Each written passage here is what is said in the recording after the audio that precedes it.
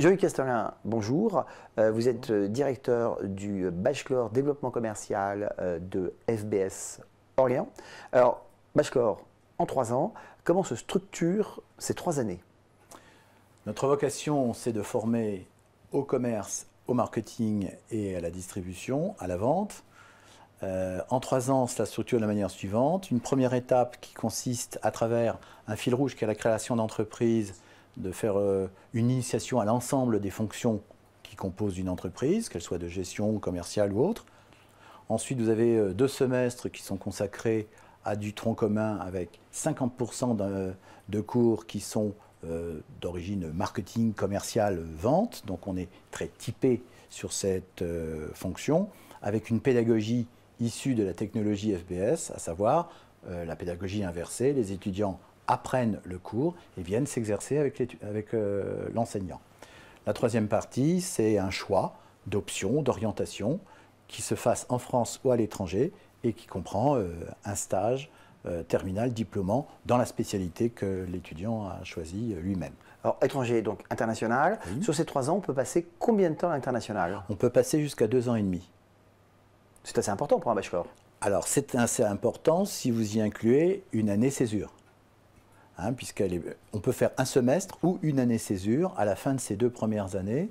Vous pouvez choisir d'aller travailler à l'étranger, vous pouvez choisir d'aller passer un semestre à l'étranger en académique chez un de nos partenaires, FBS. Alors, pour ceux qui ne seraient pas intéressés par la partie internationale, il y a aussi une partie stage qui est assez importante. Oui, très. Dès la fin de la première année de stage, alors là, pour le coup, obligatoirement à l'international, où ils veulent, mais à l'international. Ensuite, vous avez le stage de fin de seconde année qui fait 3 mois et qui, lui, est une préorientation et qui se fait souvent en France, mais peut se faire à l'international. Et vous avez le stage terminal qui est diplômant, qui lui fait 5 à 6 mois, selon les différents cas. Formation qui peut se faire en alternance? Absolument. Ça peut commencer dès la 2e année, mais tout le programme de la 3e année a été monté, structuré, de manière à ce que ça favorise l'alternance, qu'elle se fasse sous apprentissage, contrat de professionnalisation ou même le stage avec des périodes d'alternance. Porte d'entrée principale, le bac, inscription sur APB. Alors c'est quoi? C'est un concours écrit, il y a une épreuve orale? Voilà, il y a 5 épreuves au total, 3 écrites et 2 oraux. Une épreuve, les 3 épreuves écrites sont logique et raisonnement parce que nous avons besoin de gens qui aient cette capacité. Nous avons un e-test en anglais.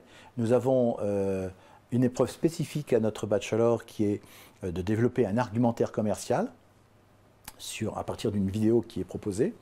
Et puis sur l'oral, nous avons l'entretien de motivation et de professionnalisation qui est assez courant.